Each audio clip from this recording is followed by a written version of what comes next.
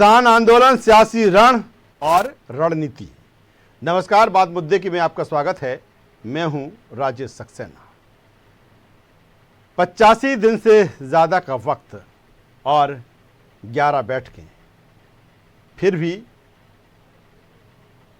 कृषि आंदोलन या कृषि कानूनों के खिलाफ किसानों का आंदोलन लगातार बढ़ता ही जा रहा है। तमाम बैठकें हुई, लेकिन हर बैठक बेनतीजा रही। जैसे जैसे दिन बढ़ रहे हैं, कहीं न कहीं सरकार के सामने चिंता और चुनौती दोनों ही है। दूसरी तरफ जिस तरह से लगातार हम बात कर रहे हैं कि किसान आंदोलन में सियासत और राजनीति भी सिर चढ़कर बोल रही है। सभी अपना नफ़ा नुकसान इस आंदोलन में तलाश रहे। खासतौर पर विपक्ष की बात करें तो विपक्ष ऐसे मौके को हाथ से जाना नहीं देना चाहती। कुल मिलाकर अगर देखा जाए तो अब बीजेपी सरकार के सामने चिंता और चुनौती दोनों हैं।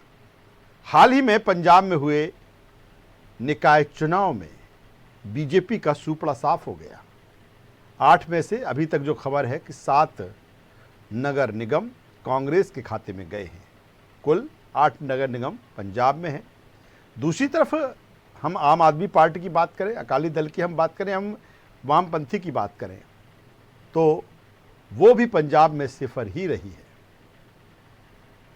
आज जिस तरह से रेल रोको आंदोलन किसान संगठनों द्वारा किया गया 12 बजे से 4 बजे तक 4 घंटे के लिए, यानी जो किसान संगठन है किसी भी कीमत पर पीछे हटने को तैयार नहीं है। लगातार अपनी नई नई स्ट्रेटजी रणनीति इसके लिए तैयार कर रहे हैं। बड़ा सवाल यही कि आखिर इसका समाधान कैसे होगा, कब होगा, और जैसे जैसे आंदोलन बढ़ रहा है उससे क्या बीजेपी को नुकसान है। आज इसी से जुड़े तमाम मुद्दों पर हम बातचीत करेंगे, चर्चा करेंगे, लेकिन उससे पहले देखिए इसी से जुड़ी ये खास रिपोर्ट।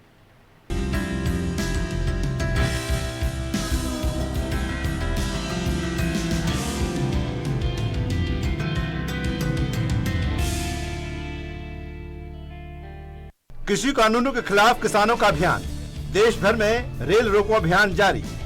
यूपी, दिल्ली, हरियाणा में दिखी कड़ी सुरक्षा। कृषि कानून को लेकर लगातार प्रदर्शन। करीब 85 दिनों से दिल्ली की सरहद पर किसान संगठन कृषि कानून के विरोध में धरने पर बैठे हुए हैं। इस दौरान 12 दौर की केंद्र और किसान संगठनों के बीच चर्चा भी हुई, पर कोई हल नहीं निकला।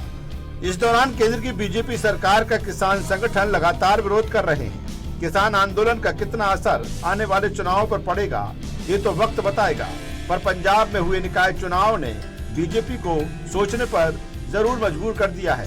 पंजाब निकाय चुनाव के आए परिणाम बीजेपी के लिए चिंता में डालने वाले हैं, क्योंकि यहां 8 नगर निगम में से कांग्रेस ने 7 सीट पर जीत हासिल कर अपना असर दिखा दिया है। अकाली दल, शिवसेना और वामपंथी के लिए ये भी परिणाम चिंता में डालने वाले हैं। तो वहीं हरियाणा, राजस्थान और पश्चिमी उत्तर प्रदेश में भी किसान आंदोलन का असर बीजेपी के लिए मुश्किल में डालने वाला है। यही कारण है कि अब बीजेपी इस पर मंथन करने लगी है।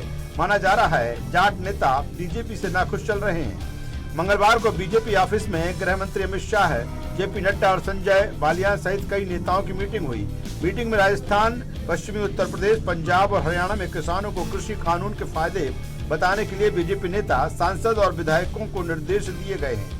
पंजाब निकाय चुनाव के नतीजे क्या बीजेपी के लिए चिंता बढ़ाने वाले हैं, क्योंकि आगामी समय में पार्टी को 5 राज्यों में विधानसभा चुनाव में जाना है। पंजाब में भी 2022 में विधानसभा चुनाव प्रस्तावित है। वहीं राजनीति के जानकारों की माने तो लोकसभा चुनाव में इस विरोध का असर बीजेपी की सीटों पर पड़ेगा। जिन क्षेत्रों से ज्यादा विरोध है वहां से बीजेपी को 40 सीटें खोने का भी डर है। आखिर किसान आंदोलन पर सियासी उठापटक का क्या संदेश है, ये बड़ा सवाल है। न्यूज बस है।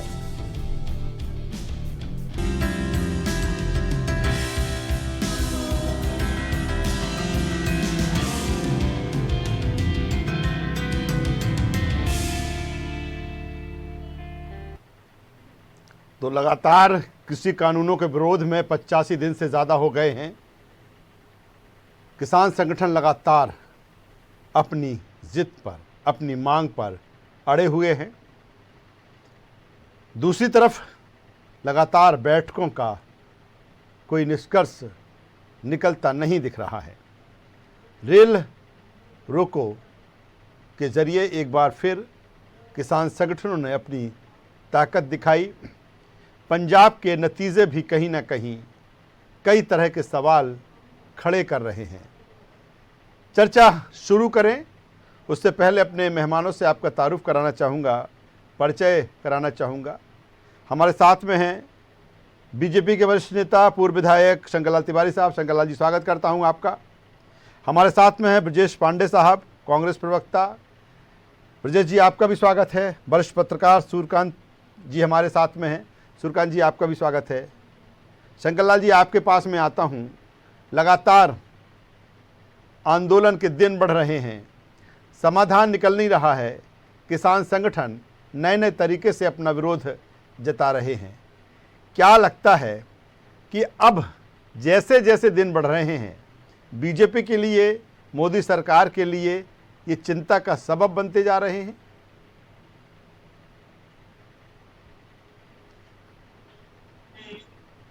शंकरलाल जी। जी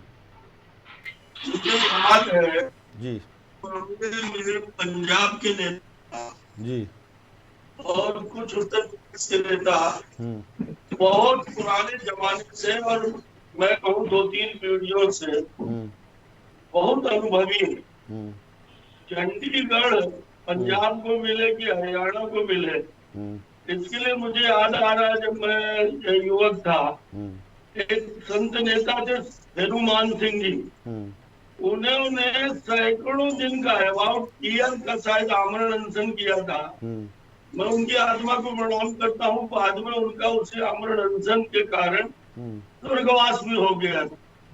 तो आंदोलन को लंबा चलाना, लंबा खींचना और अपनी बात पर जिद करना, चाहे कोई बात हो चाहे न हो, इसका बड़ा अनुभव पंजाब के सिख नेताओं को और कुछ यूपी के पश्चिम क्षेत्र के नेताओं को बड़े समय से है। 2-2 पीढ़ियों से है, मेरे ध्यान में 3-3 पीढ़ी। और आज के संदर्भ में यदि मैं कहूँ तो रेलवे आंदोलन, जो रेल रोको आंदोलन था, वो पूरे देश में फ्लॉप रहा। अकेले कुछ पश्चिम उत्तर प्रदेश और पंजाब के एरिया में आपका नंबर आएगा ब्रजेश जी। अभी उंगली की नहीं होती, अभी तो मैंने शुरू किया है ना। अभी उंगली की नहीं होती, उंगली आंदोलन में लगाए हो, किसान आंदोलन में उंगली लगाए हो। अभी मेरे को बोलने दो। मैं ये कह रहा था कि आज ये रेल आंदोलन जो है, आता हूँ ब्रजेश जी, आपके पास में आता हूँ। देश के अन्य भागों में देखने को नहीं मिला। और जहां तक पंजाब और पश्चिमी उत्तर प्रदेश के कुछ क्षेत्रों की बात है, वहाँ ये आंदोलन एक और दिशा में बढ़ रहा। एक तो पहली बात यह है कि आज जो भी रेल की पटरियों में टोपी लगा के, गमछे डाल के, झंडा लिए हुए लोग लेटे, उनमें से अधिक या तो किसी न किसी पार्टी के नेता थे, कार्यकर्ता थे, चाहे कांग्रेस के रहे हो, चाहे वामपंथी दलों के रहे हो, चाहे अकाली दलों के रहे हो, और चाहे उत्तर प्रदेश के जो जाट नेता हैं, जो अपनी अपनी पार्टी छोटी छोटी 1-1, 2-2 सांसदों की चलाते रहते हैं, उनसे जुड़े लोगों का राव। और इसलिए सरकार के लिए चिंता का सबब है किसान, सरकार के लिए चिंता का सबब है। और ये जबरदस्ती में बूढ़ों को, बुजुर्गों को जो डंडी में मार रहे हैं, ये बाकी अब ये साबित हो गया है कि ये पेशेवर राजनीतिक नेताओं द्वारा संचालित आंदोलन है। चलिए, और इसमें एक गंदगी और हो रही है जो देश के लिए अच्छी नहीं है। ये समझना चाहिए कांग्रेस को भी, सभी राजनीतिक दलों को। ये आंदोलन 2 चलिए शंकरलाल जी, मैं आता हूँ दोबारा। ब्रजेश जी के पास में आता हूँ। काफी देर से वो उंगली दिखा रहे हैं आपको। दोनों लोग इस आंदोलन को शंकरलाल जी, पूरा करने क्योंकि और इसकी वजह मुझे लगता है कि ये स्नेह ही होगा, क्योंकि आप उसी जगह से आते हैं जहां से ब्रजेश जी आते हैं, उसी रीजन से। तो ब्रजेश जी की अब उंगली है, तो मैं सोचता हूँ ब्रजेश जी के पास में आ जाता हूँ। ब्रजेश जी क्या कहेंगे, जिस तरह से शंकरलाल तिवारी साहब कह रहे हैं, वरिष्ठ नेता है बीजेपी के, कई बार के विधायक हैं, और जी मैं आता हूं, मैं दोबारा आता हूं आपके पास में, और जिस तरह से वो कह रहे हैं कि अब वास्तविक जो किसान है वो नहीं है, पेशेवर राजनेताओं द्वारा संचालित ये पेशेवर राजनेताओं द्वारा संचालित ये आंदोलन है। क्या कहेंगे ब्रजेश जी? ब्रजेश जी, शंकरलाल जी, बिल्कुल आऊंगा दोबारा ब्रजेश जी के पास। ब्रजेश जी बोलिए। राजेश जी भारतीय जनता पार्टी का इस पूरे आंदोलन के बाद देश से चाल चरित्र और चेहरा पूरी तरह से तार तार होके बिखर चुका है। आज देश के 225 किसान इस किसान आंदोलन की वजह से काल के क्रूर घाट समा चुके हैं। लेकिन सत्ता के मध्य में चूर प्रधानमंत्री नरेंद्र मोदी जी, उनके मंत्रिमंडल के सहयोगी आदरणीय अमित शाह जी, नरेंद्र तोमर के कान में जू तक नहीं रह रही। सरकार की बड़ी हठधर्मिता, जिद्दपन और सरकार की सत्ता प्रशासन पे निरंकुश शाही का बड़ा नमूना क्या होगा कि गाजीपुर बॉर्डर में प्रदर्शनकारियों को रोकने के लिए प्रशासन ने सड़क पर कीले लगवा दी। किसान नेताओं ने किसानों में बैरिकेडिंग के माध्यम से, लोहे की राड के माध्यम से तार लगा के रोकने का कार्य किया गया था। लेकिन हमारे अन्नदाता किसानों ने बदले में क्या किया, उस जो बैरिकेड के कटीले तार को निकाल के वहां फूल लगा दिया। तो जो लोग फूल की बात करते हैं, अभी हमारे भाजपा के आदरणीय पूर्व वरिष्ठ शंकरलाल तिवारी जी, जो हमारे विंध्य क्षेत्र के वरिष्ठ नेता हैं भाजपा के, ये अभी सिद्धांतों की बात करते थे। मुझे इनकी बात बड़ी हंसी लग रही थी, क्योंकि खुद एक किसान हैं और किसान आंदोलन की बुनियादी बातों को, सच्चाई को बखूबी समझते हैं कि जिस दिन इस देश के अंदर मंडी खत्म हो जाएगी, जिस दिन इस देश के अंदर एमएसपी तय नहीं होगी, जिस दिन इस अन्नदाता किसान को अपने, जैसे आज कितना अच्छी बात टिकैत साहब ने कहा, राकेश टिकैत जी की दाद देनी पड़ेगी। उन्होंने साफ शब्दों में कहा कि ठीक है, आप हमारे लिए खूब सारे किले लगवा दो, हमारे लिए आप खूब सारी वो लगा दो, बड़े बड़े लोहे की जार लगवा दो, लेकिन हम वहीं पर जो है बैल को बुला के जुताई करवा करके उसी जगह को सिंचित करेंगे। हमारा अन्नदाता, आज पूरा देश देख रहा है तेल के दाम सैकड़ा पार हो चुका है, इनको शर्म आनी चाहिए देश की सरकार। लेकिन आप ब्रजेश जी कह रहे हैं कि जहां पर इन्होंने कीले लगाए, कटीले तार लगाए, वहां पर अब ये फूल लगा रहे हैं, ये खेती लहलहाने की बात कर रहे हैं। लेकिन 26 जनवरी को क्या हुआ, क्या किया गया वहां पर? और अब आप ये बात कर रहे हैं, 26 जनवरी को क्यों नहीं आपने ये बात की? चलिए राजेश जी, हम समझते हैं आप बहुत बड़े विद्वान पत्रकार हैं। मैं राकेश, मैं आपसे मतलब नहीं, मैं राकेश टिकैत जो कह रहे हैं, मेरा मतलब उनसे है कि राकेश टिकैत जो आज कह रहे हैं, बोलिए, आप बोलिए। हाँ जी, मैं पूरी बात कर लूं 30 सेकंड का। जी, मैंने कहा 30 जनवरी को देश के लाल किले की प्राचीर में रेड कारपेट बिछा करके एक हुजूम को अंदर घुसेड़ा गया। क्या दिल्ली के 1500 जवान उन 300 किसानों को अंदर नहीं ले गए जो लोग भारतीय जनता पार्टी से जुड़े हुए थे?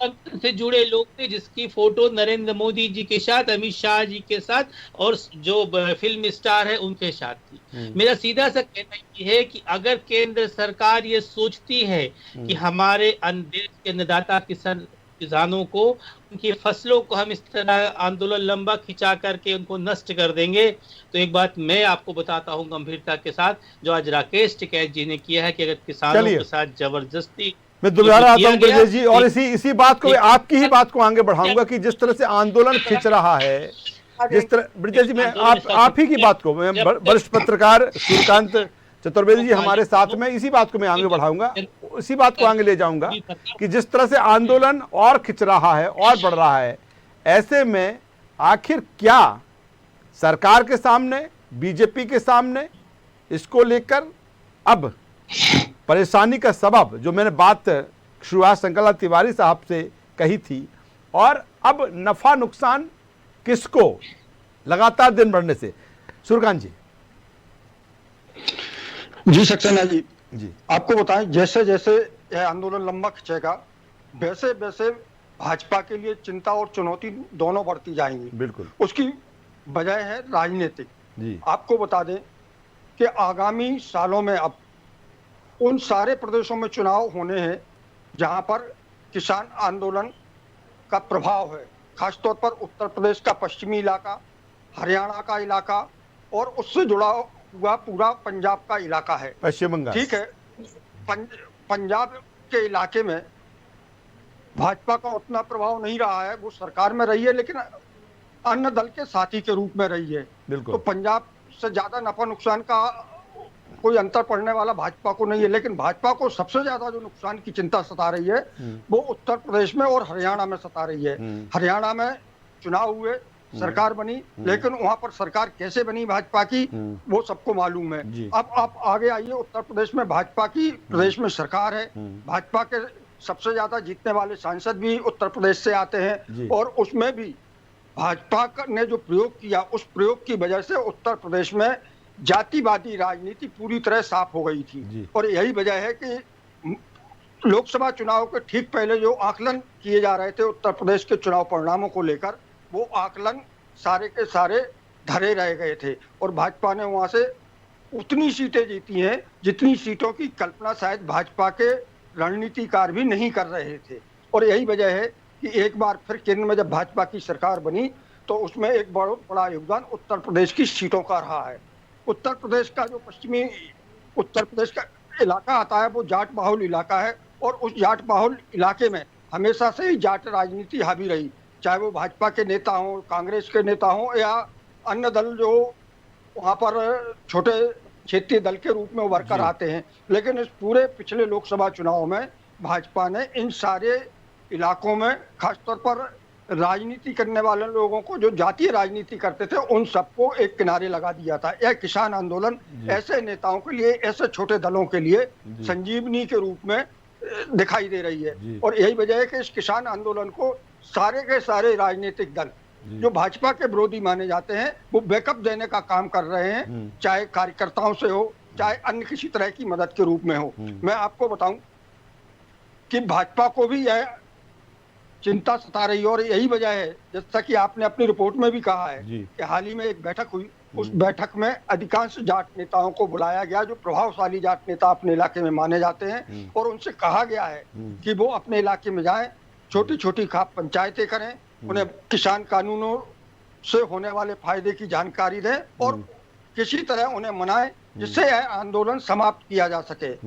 अब आते हैं इस पूरे आंदोलन के उसमें, तो आपने देखा होगा कि किसान आंदोलन जब से चला है, जब से चलते चलते किसान आंदोलन से जुड़े नेतागण और सरकार के बीच 11 दौर की जो बातचीत हुई है, उस पूरी बातचीत में कहीं मुझे ऐसा नहीं लगा कि सरकार जितनी झुकी, किसान नेता उतनी ज्यादा अपनी जिद पर अड़ गए, जिसकी वजह से उसके परिणाम नहीं निकल पा रहे हैं। और मेरा तो मानना है लोकतंत्र में आंदोलन होना चाहिए, लोगों को अपनी बात रखने का हक होना चाहिए, लेकिन उन विरोध करने वाले नेताओं को और लोगों को सरकार के साथ संवाद करना चाहिए और किसी भी बिल्कुल सूर्यकांत जी हम बात कर रहे हैं, संवाद करना चाहिए, क्योंकि जैसे जैसे आंदोलन बढ़ेगा कहीं ना कहीं जो समस्याएं हैं वो बढ़ेंगी, चिंता भी बढ़ेगी। जिस तरह से हम बीजेपी की मोदी सरकार की बात कर रहे हैं, लेकिन मुझे लगता है कि विपक्ष की हम बात करें तो कहीं ना कहीं जैसे आगामी चुनावों की भी हम बात कर रहे हैं, 5 राज्यों में चुनाव होना है। पंजाब से जिस तरह से हमने शुरुआत की कि नगरीय निकाय चुनाव में किस तरह से कांग्रेस को वहाँ पर जीत मिली, बीजेपी अलग लड़े, अकाली दल अलग लड़े, इससे पहले गठबंधन के रूप में लड़े थे और 8 में से 7 एक का भी नतीजा आना है। शंकरलाल जी, क्या बीजेपी अब कोई अपनी स्ट्रेटजी बदलेगी? क्योंकि अब जिस तरह से कहा जा रहा है, किसान संगठनों की ये भी तैयारी है कि पश्चिम बंगाल जिस तरह से आपका बीजेपी का एक बड़ा टास्क है, पूरी ताकत पश्चिम बंगाल में लगाई जा रही है लंबे समय से, हाल ही में और इस पर गति दी गई। मध्य प्रदेश के जो नेता हैं, रणनीतिकार हैं, उनको भी वहाँ पर भेजा जा रहा है। क्या लगता है कि अब जहन में बीजेपी के वो 5 राज्य और कहीं ना कहीं कोई स्ट्रेटजी में बदलाव कि अब इसका समाधान हो, कोई निष्कर्ष इसको लेके? चुनाव तो अपनी जगह है, पर इसमें किसान आंदोलन में कहीं न कहीं बदलाव हो, ये किसानों की बातों के नाम पर जो भ्रम फैला करके पूरे हंगामाए बर्पा किए हुए हैं, इसमें लोगों की समझदारी बढ़े। और मैं आपसे एक बात अपनी ओर से कहना चाहता हूँ। अभी पिछली बार मेरे मित्र ने कहा कि राकेश टिकैत जी ने कहा कि जहाँ कीले गाड़े गए हैं वहां हम फूल लगाएंगे, सिंचाई करेंगे, फसल खड़ी करेंगे। पर मैं अपने मित्र को बताना चाहता हूँ, किसान नेता टिकैत ने आज एक बड़ी गजब की बात कही है कि किसान अब खेत में जाएंगे नहीं, खेत की कटाई नहीं करेंगे, खेत जलाएंगे। ये अभिमान अहंकार की बात है। हमारे यहाँ थोड़ी सा ओला पाला पड़ जाता है, अतिवृष्टि हो जाती है, फसल नष्ट हो जाती है, तो गरीब किसान के यहाँ मातम हो जाता है। गरीब किसान के यहाँ रोटी नहीं बनती, वो मजदूरी करने के लिए निकलता है। और ये सरकार जो मोदी जी की है, अब ये आंदोलन शुद्ध जैसा आदरणीय सूर्यकांत जी ने अभी कहा कि भाजपा और मोदी के व्यक्तिगत विरोध के ऊपर और जातिवादी होता जा रहा है। जाट और सिख अकाली दल अपनी जमीन खो चुके हैं। कांग्रेस पंजाब को बचाने के लिए कि दोबारा उनकी सरकार आ जाए, इसलिए वो इस आंदोलन में उंगली लगाए हुए हैं। और मैं आपसे एक बात और कहूं कि किसान नेता आपस में भी बढ़ चुके हैं। एक जगह टिकट जाते हैं खाप करने, वहां वो जाटों की एकता की बात करते हैं, जाटों की अस्मिता की बात करते हैं, और वहीं दूसरे किसान नेता जब दूसरी क्षेत्रों में पंचायत करने लगते हैं तो वो टिकट का विरोध करते हैं। आपस में ही आंदोलन गलत बातों को लेकर खड़ा हुआ है। गलत बातों से और षड्यंत्र के माध्यम से जब कोई काम होता है, जब तक पवित्रता थी तब तक 11 बार सरकार ने बुला करके इनसे बात करी। अभी भी हमारे पांडे जी कह रहे थे उनकी मजबूरी है, मंडी बंद हो जाएगी, एमएसपी खत्म हो जाएगा, किसानों की जमीन चली जाएगी। अभी 8 दिन नहीं हुए पार्लियामेंट में आदरणीय प्रधानमंत्री जी ने कहा है कि मंडियां चालू रहेंगी। इस बजट में मंडियों को सशक्त करने के लिए राशि जारी की गई है। एमएसपी के मामले में प्रधानमंत्री जी ने पार्लियामेंट में वचन दिया है, पर मेरे को अपनी बात कहनी है, जबरदस्ती के मुर्दा संघ बजाने हैं। मैं आपसे एक बात कह के खत्म करूंगा अपनी बात जी। स्थिति ये है कि अकाली दल पंजाब में खत्म है, उत्तर प्रदेश में तमाम कोशिश करने के बाद और हरियाणा में भाजपा बढ़ी है। और जो ये जाति के नाम पर राजनीति करने वाले जाट कुछ नेता थे, उन लोगों की भी जमीन, चलिए ब्रजेश जी के पास में आता हूँ। जमीन को वापस करने के लिए अब ये राजनीतिक आंदोलन सिर्फ भाजपा और मोदी विरोधी हो गया है।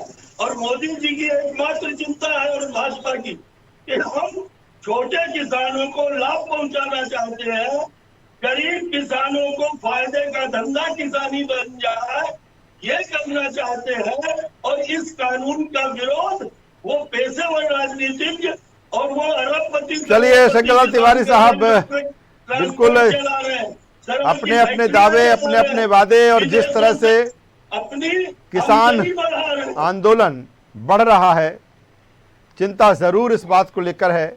और पंजाब के नतीजे कहीं ना कहीं बीजेपी को सोचने के लिए मजबूर करते हैं या करेंगे। और क्या कांग्रेस को जो हल्की सी ही संजीवनी मिली हो पंजाब चुनाव में, उसको लेकर कैसे आगे बढ़ेगी। हालांकि कांग्रेस के सामने समस्याएं तमाम हैं, ज़मीनी स्तर पर लड़ाई लड़ना है, नेताओं कार्यकर्ताओं के बीच में एक कम्युनिकेशन, एक समन्वय। लेकिन कुल मिलाकर यही है कि जो आंदोलन है वो लगातार बढ़ रहा है। कैसे इसका समाधान निकलता है देखने वाली बात होगी। हमारे साथ जुड़ने के लिए शंकरलाल तिवारी साहब आपका, ब्रजेश पांडे साहब आपका और सूर्यकांत चतुर्वेदी साहब आपका, तीनों मेहमानों का हम शुक्रिया करते हैं। तो कुल मिलाकर आज किसान संगठनों ने रेल रोको के जरिए अपना प्रदर्शन किया और लगातार किसान संगठन नए नए तरीके से अपना विरोध प्रदर्शन कर रहे हैं। हालांकि कोई ऐसी अप्रिय घटना नहीं हुई, शांतिपूर्व तरीके से ये पूरा उनका विरोध प्रदर्शन रहा। लेकिन कहीं ना कहीं पंजाब के जो नतीजे आए हैं वो बीजेपी के लिए ज़रूर सोचने को मजबूर करेंगे। और आज जिस तरह से बैठक बुलाई गई और उसके बाद इसको लेकर कहीं ना कहीं चर्चा की भी खबर है। अब देखना होगा कि बढ़ता हुआ ये किसान आंदोलन कब थमता है। हमारी इस खास पेशकश में बस इतना ही। न्यूज़ वर्ल्ड पर खबरों का सिलसिला लगातार जारी है। अब बने रहिए हमारे साथ। नमस्कार।